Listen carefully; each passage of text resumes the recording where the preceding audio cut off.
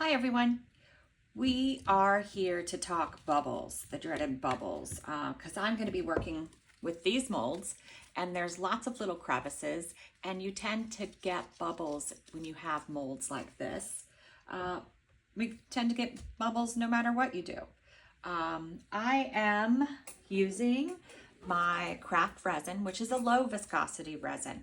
The lower the viscosity, the less bubbles. So if you're using like a tabletop resin or a medium to high viscosity resin, then you are going to get more bubbles. So you'll need more techniques to get rid of the bubbles. So I am a crazy stirrer. Anytime I stir my resin, I stir it really fast and I create a ton of bubbles. I'm so worried about the resin not being mixed that I go hard with my stirring. If I wanted less bubbles, I would stir it softer. So I use the handheld thing to stir my resin. I keep it in my little silicone cups so that I can clean it off and use it over and over again. And this is what I ended up getting. Did y'all see that? That's what happens when you crazy stir. So I would recommend very right off, stir slowly. If you want less bubbles, don't stir as vigorously. The next thing is my room temperature right now is about 70 degrees. If your room is cold, you could warm up your resin in a warm water bath. That just means take a container, put some warm water in it, set your resin in it. You don't need to do crazy things. Sometimes I'll even just take my heat gun and blow the bottom of the bottle for a little bit, just like that, just to start providing some warmth to it. But the hot water bath or the warm water bath is probably the best way to heat it up, or set it on a heating pad, but you don't want the temperature to be really high. You just want it warmed. I would go for 75, 80 and not too long. I don't normally warm up my resin that way. What I let it do is naturally warm up. So when I put it in my cup, I let it start doing the warming process. The bubbles start rising to the top, and then I'll give it a little shot of heat in the cup.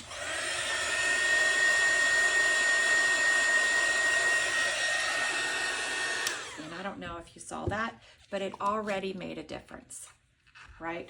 The surface is smooth now, and more bubbles are going to come up to the top. There are other ways that you can do it. I'm also going to wait a little while before I pour into my molds. So more bubbles will have the chance to come to the top, and then I'll hit it with a little bit more heat at the top until it keeps happening.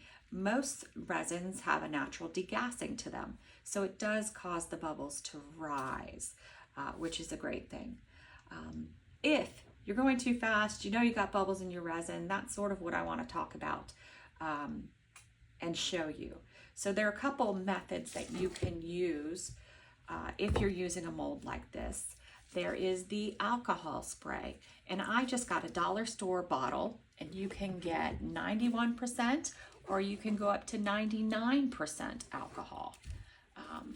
Sometimes the 99% for me is a little hard to find, so I end up with 91%.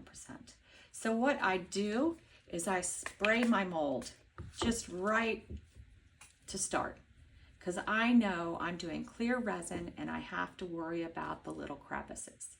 And then the next thing that I do is I will pour it from a little higher up. And that will naturally get rid of some of the bubbles.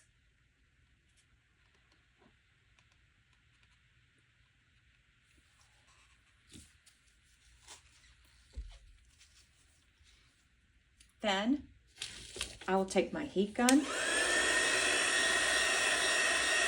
give it a little swirl.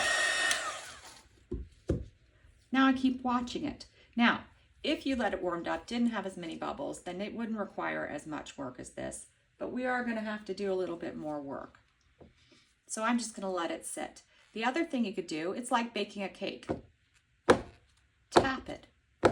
That also causes the bubbles to raise up out of it. So then there's your alcohol spray that you can use as the bubbles rise. You also have a heat gun, but you don't want to use these two together, right? I mean your torch. You don't want to use your torch and your alcohol spray, but you can use your torch and your heat gun. All right, so then I also have this other trick that I do if I, say there's a deeper bubble that I need to get out. Or I don't want to spray the whole thing because I might have inks and everything going around. I do a toothpick trick. So what I do is, let me just move this over to make sure you can see it.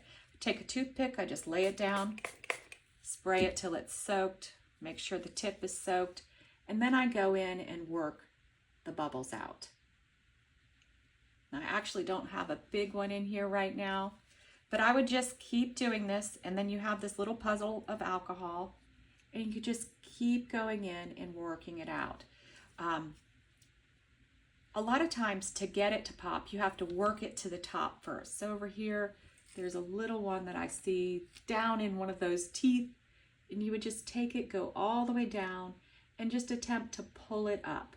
Sometimes it's not super easy. Then once you get it up, you can pop it. One of the easier way, like I said, is take a toothpick, put it in your little alcohol, and you could direct the alcohol. Or if you got bubbles all over and you're not using alcohol inks or something that alcohol spray will impact, you can do that. So you just keep working with it that way. I tend to watch whatever I've made for a good 5-10 minutes just to make sure that the bubbles are gone. And I might still tap, I might still spray, heat gun. If I didn't do alcohol, I'd have my torch to help me get the bubbles out. These coasters I'm going to use tattoos on, and then white, something like maybe white mica powder in the back, because I'm going to make some snowman coasters. So I do want, anytime you have clear resin, you've got to make your bubbles go away. It's one of the reasons I use craft resin, because it is a lower bubble resin. And as you see, the longer it sits here, the more bubbles that come out, and the more I just pop them off the top. Now, if you're making blooms, you have to let the resin warm up anyway, so it naturally will start degassing. All right, well, that's about it that I have for you now. Just remember your tricks: your torch, your heat gun, your alcohol spray, waiting, heating the resin up, let's see what else, pouring from a higher distance. All these things are tools that will help you avoid bubbles. If you have any questions, please feel free to hit me up in the video, and thanks for watching.